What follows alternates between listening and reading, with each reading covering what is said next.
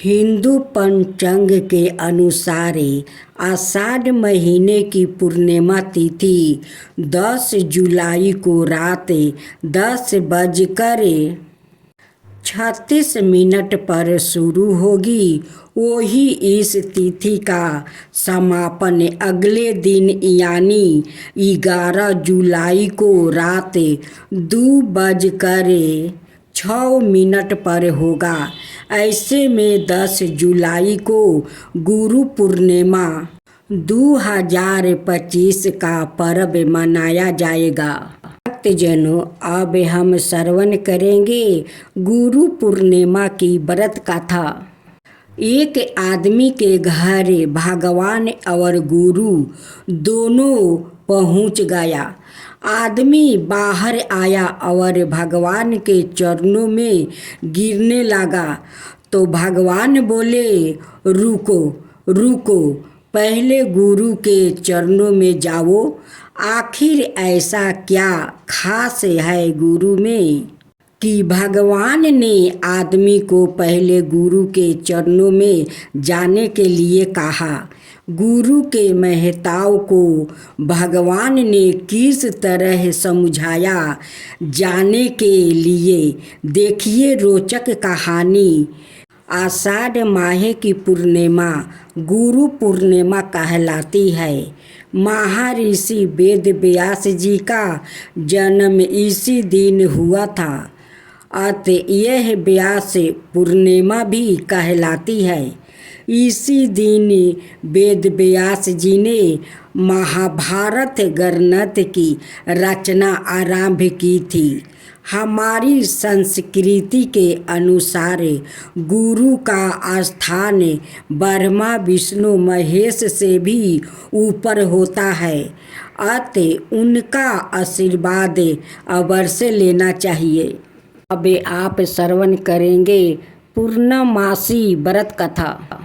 द्वापर युग में एक समय की बात है कि यशोदा जी ने कृष्णा से कहा, हे कृष्णा, तुम सारे संसार के उत्पन्न करता, पोषक और उसके संहार करता हो।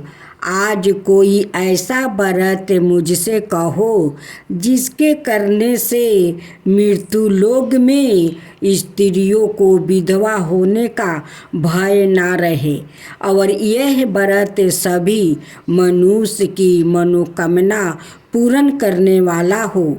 श्री कृष्ण कहने लगे, हे माता, तुमने अति सुंदर प्रश्न किया है। मैं तुमसे ऐसे ही व्रत को विस्तार कहता हूँ। सौभाग्य की प्राप्ति के लिए स्त्रियों को 32 पूर्णमासिया का व्रत करना चाहिए। इस व्रत के करने से स्त्रियों को सौभाग्य संपत्ति मिलती है। यह व्रत अचल सौभाग्य देने वाला और भगवान शिव के प्रति मनुष्य मात्रा की भक्ति को बढ़ाने वाला है। यशोदा जी कहने लगी, हे कृष्णा, सर्वप्रथम इस व्रत को मृत्यु लोक में किसने किया था, इसके विषय में विस्तार पूर्वक मुझसे कहो। श्री कृष्णा जी कहने लगे कि इस भूमंडल पर एक अत्यंत प्रसिद्ध राजा चंद्रहास से पालित अनेक प्रकार के रत्नों से परिपूर्ण कातिका नाम की एक नगरी थी। वहाँ पर धनेश्वर नाम का एक ब्राह्मण था और उसकी स्त्री अति सुशीला रूपवती थी। दोनों ही उस नगरी में बड़े प्रेम के साथ रहते थे। घर में धन धनाए आदि की कमी नहीं थी। उनको एक बड़ा दुख था कि उनके कोई संतान नहीं थी। इस दुख से वो अत्यंत दुखित रहते थे। एक समय एक बार तपस्वी योगी उस नगरी में आया। वो योगी उस ब्राह्मण के घर को छोड़ कर अनाए सब घरों से वो भिक्षा लाकर भोजन किया करता था। रूपवती से वहाँ भिक्षा नहीं लिया करता था। उस योगी ने एक दिन रूपवती से भिक्षा ना लेकर किसी अनाए घर से भिक्षा लेकर गंगा किनारे जाकर भिक्षण को प्रेम पूर्वक खा रहा था कि धनेश्वर ने योगी का यह सब कार्य किसी प्रकार से देख लिया। अपनी भिक्षा के अनादर से दुखी होकर धनेश्वर योगी से बोला, महात्मन, आप सब घरों से भिक्षा लेते हैं परंतु मेरे घर की भिक्षा कभी भी नहीं लेते, इसका कारण क्या है? योगी ने कहा कि निसंतान के घर की भिक्षा पतितों के अन्न के तुल्य होती है और जो पतितों का अन्न खाता है वो भी पतित हो जाता है। चूँकि तुम निसंतान हो अतः पतित हो जाने के भय से मैं तुम्हारे घर की भिक्षा नहीं लेता हूँ। धनेश्वर यह बात सुनकर अपने मन में बहुत दुख हुआ और हाथ जोड़कर योगी के पैरों पर गिर पड़ा और अर्थ भाव से कहने लगा, हे महाराज, यदि ऐसा है तो आप मुझको पुत्र प्राप्ति का उपाय बताइए। आप सबर ज्ञान है, मुझ पर अवश्य ही यह कृपा कीजिए।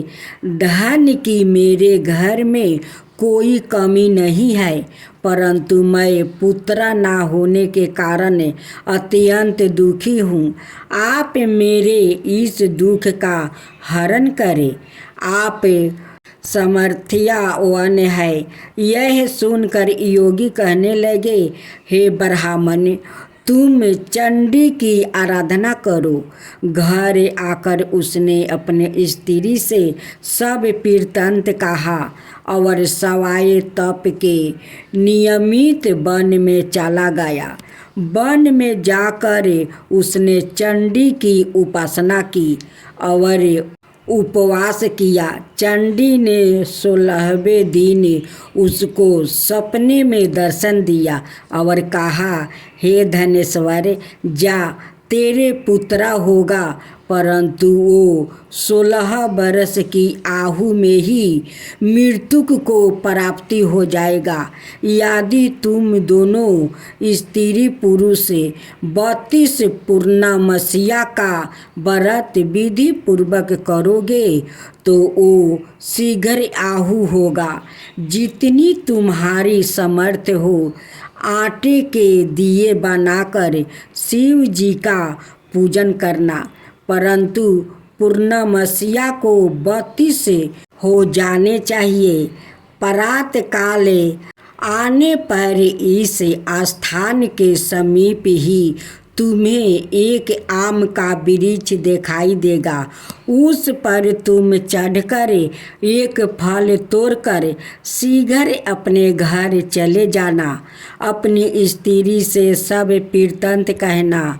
ऋतु स्नान के पश्चात वो स्वच्छ होकर श्री शंकर जी का ध्यान करके उस फल को खा लेगी।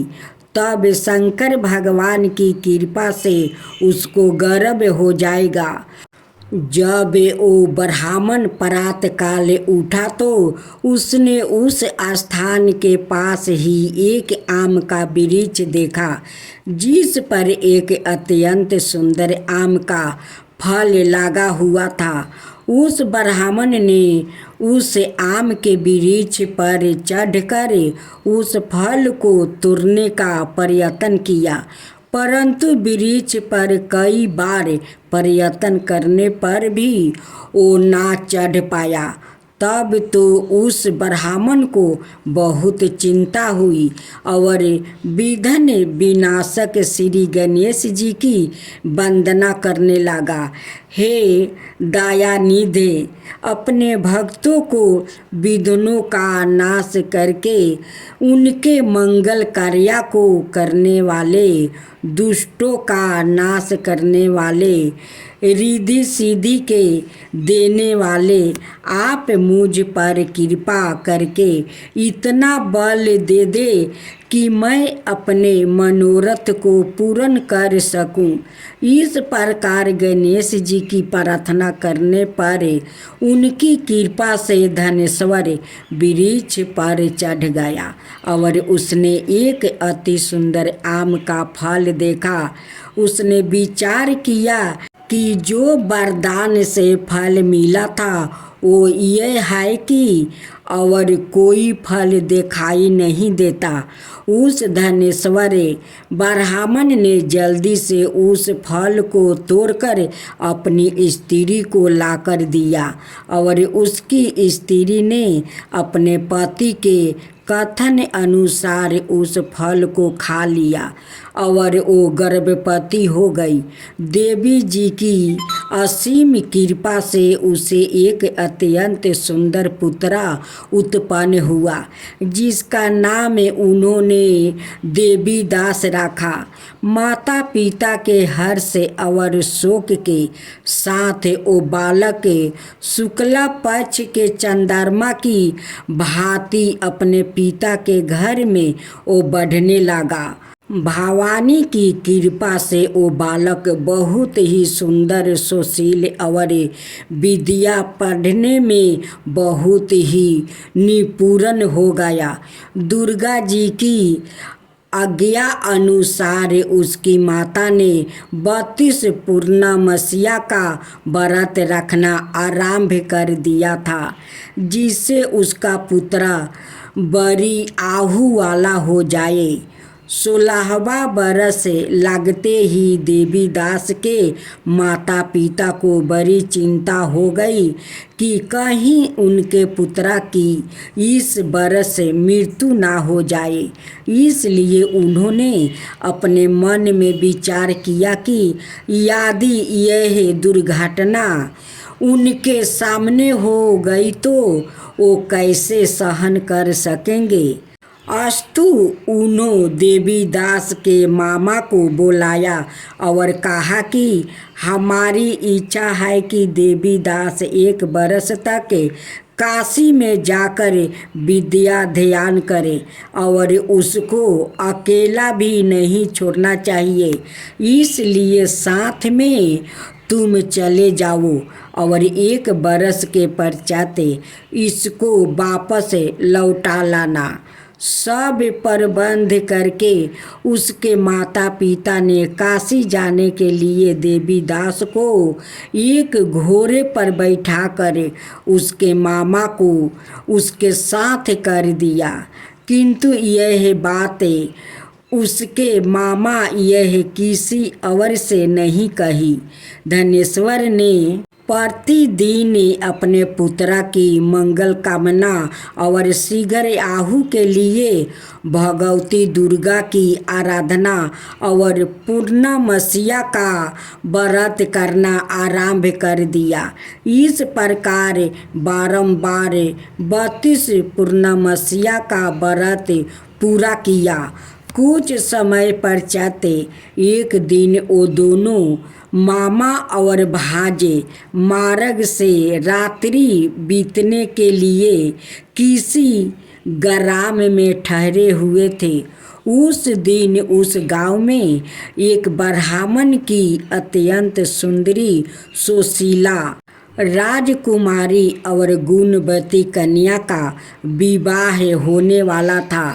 जिस धर्मशाला के अंदर वर और उसकी बारात ठहरी हुई थी, उसी धर्मशाला में देवी दास और उसके मामा भी ठहरे हुए थे।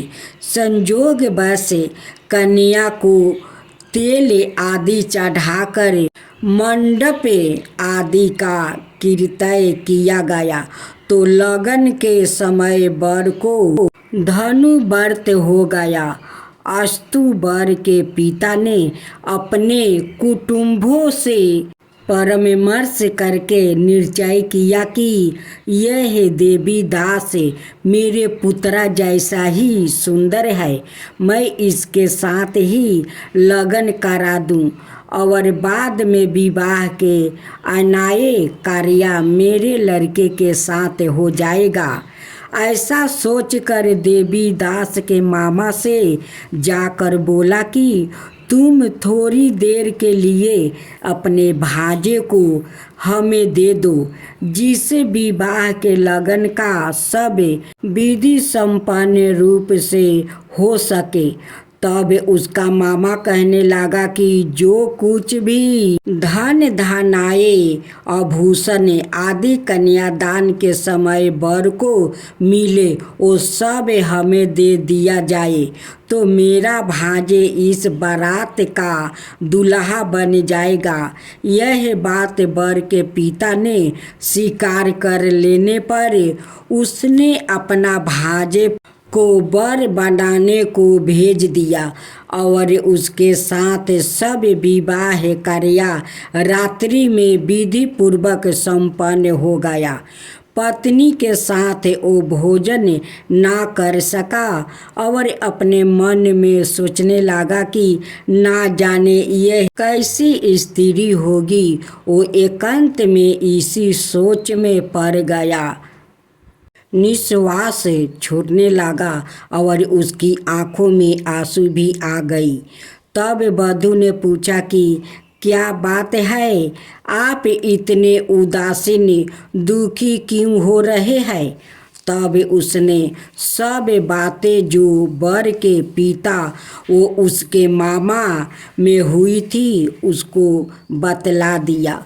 तब कन्या कहने लगी कि यह ब्रह्म विवाह के विपरीत कैसे हो सकता है? देव ब्रह्मा और अग्नि के सामने मैंने आपको ही अपना पति बनाया है, इसलिए आप ही मेरे पति है।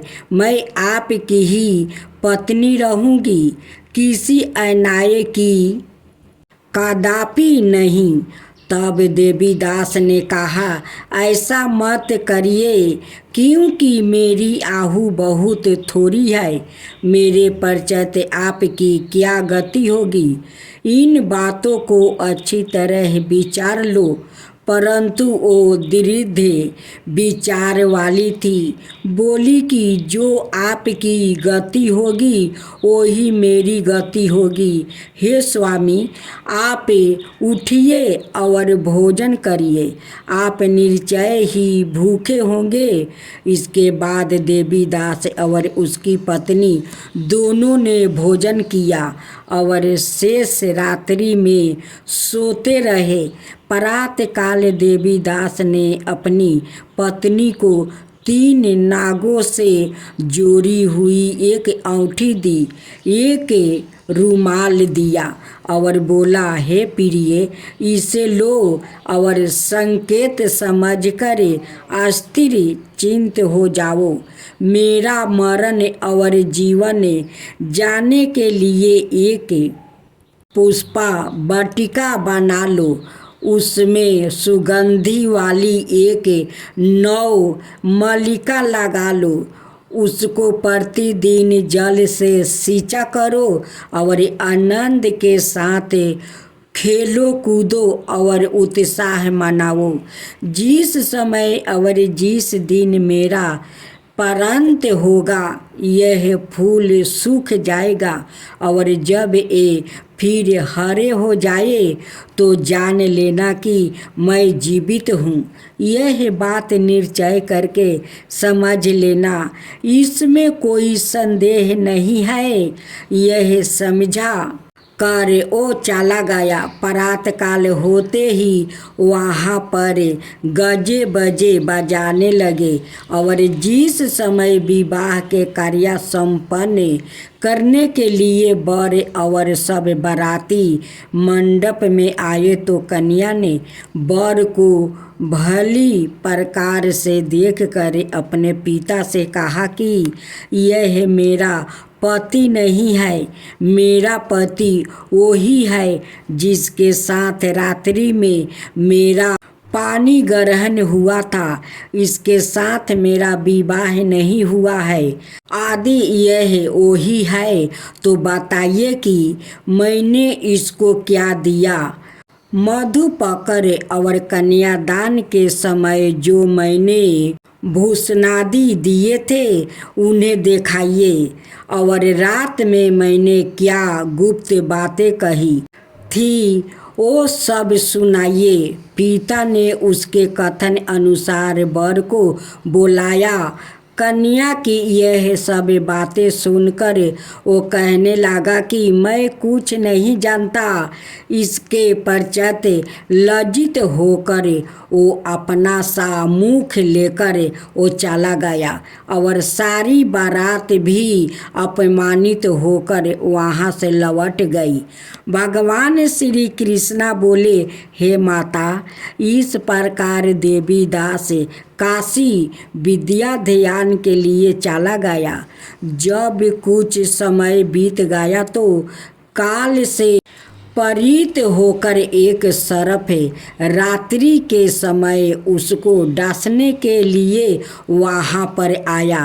उस विषधार के प्रभाव से उसके शयन का स्थान चारों ओर से विष की ज्वाला से विशोला हो गया, परंतु भरत राज के प्रभाव से उसको काटने ना पाया, क्योंकि पहले ही उसकी माता ने 32 पूर्णिमा का व्रत कर रखा था। इसके बाद मध्याह्न के समय सवाए काल वहाँ पर आया और उसके शरीर से उसके प्राणों को निकालने का प्रयत्न करने लगा, जिससे वो मूर्छित होकर पृथ्वी पर गिर पड़ा। भगवान की कृपा से उसी समय पार्वती जी के साथ श्री शंकर जी वहाँ पर आ गए। उसको मूर्छित दशा में देखकर पार्वती जी ने भगवान शंकर से प्रार्थना की कि हे महाराज, इस बालक की माता ने पहले 32 पूर्णिमा का व्रत किया था, जिसके प्रभाव से हे भगवान आप इसको प्राण दान दे। भवानी के कहने पर भक्त वत्सल भगवान श्री शिव जी ने उसको प्राण दान दे दिया। इस व्रत के प्रभाव से काल को भी पीछे हटना पड़ा और देवी दास स्वस्थ होकर बैठ गया। उधर उसकी स्त्री उसके काल की प्रतीक्षा किया करती थी। जब उसने देखा कि उस पुष्पा वाटिका में पत्रा पुष्पा कुछ भी नहीं रहे तो उसको अत्यंत आश्चर्य हुआ, और जब वो वैसा ही हरी भरी हो गई तो वो जान गई कि वो जीवित हो गया है। यह देखकर वो बहुत प्रसन्न मन से अपने पिता के कहने लगी कि पिताजी, मेरे पति जीवित है, आप उनको ढूंढिए। जब 16वां बरस व्यतीत हो गया तो देवी दास भी अपने मामा के साथ काशी से चल दिया। इधर उस ससुर उसको ढूंढने के लिए अपने घर से जाने वाले ही थे कि वो दोनों मामा भांजे वहाँ पर आ गया। उसको आए देखकर उसका ससुर बड़ी प्रसन्नता के साथ अपने घर में ले आया। उस समय नगर के निवासी भी वहाँ इकट्ठा हो गए और सबने निश्चय किया कि अवश्य ही इसी बालक के साथ इस कन्या का विवाह हुआ था। उस बालक को जब कन्या ने देखा तो पहचान लिया और कहा कि यह तो वही है जो संकेत करके गाया था। तदुपरांत सभी कहने लगे कि भला हुआ जो यह आ गया, और सब नगरवासियों ने आनंद मनाया। कुछ दिन बाद देवी दास अपनी पत्नी और मामा के साथ अपने ससुर के घर से बहुत सा उपहार लेकर अपने घर के लिए प्रस्थान किया। जब वो अपने गांव के निकट आ गया तो कई लोग ने उसको देखकर उसके माता पिता को पहले ही जाकर खबर दे दिया कि तुम्हारा पुत्र देवी दास अपनी पत्नी और मामा के सहित आ रहा है। ऐसा समाचार सुनकर पहले तो उन्हें विश्वास ही नहीं हुआ, किंतु जब और लोग ने भी आकर उनकी बात का समर्थन किया तो उनको बड़ा आश्चर्य हुआ। लेकिन थोड़ी देर में देवी दास ने आकर अपने माता पिता का चरणों में अपना सिर रख कर प्रणाम किया और उसकी पत्नी ने अपने सास ससुर के चरणों में स्पर्श किया तो माता पिता ने अपने पुत्र और पुत्रवधू को अपने हृदय से लगा लिया और दोनों की आँखों में प्रेम में बह चले। अपने पुत्र और पुत्रवधू के आने की खुशी में धनेश्वर ने बड़ा भारी उत्साह किया और ब्राह्मणों को भी बहुत सी दान दक्षिणा देकर प्रसन्न किया। कृष्णा जी कहने लगे कि इस प्रकार धनेश्वर 32 पूर्णिमाओं के व्रत के प्रभाव से पुत्रवान हो गया।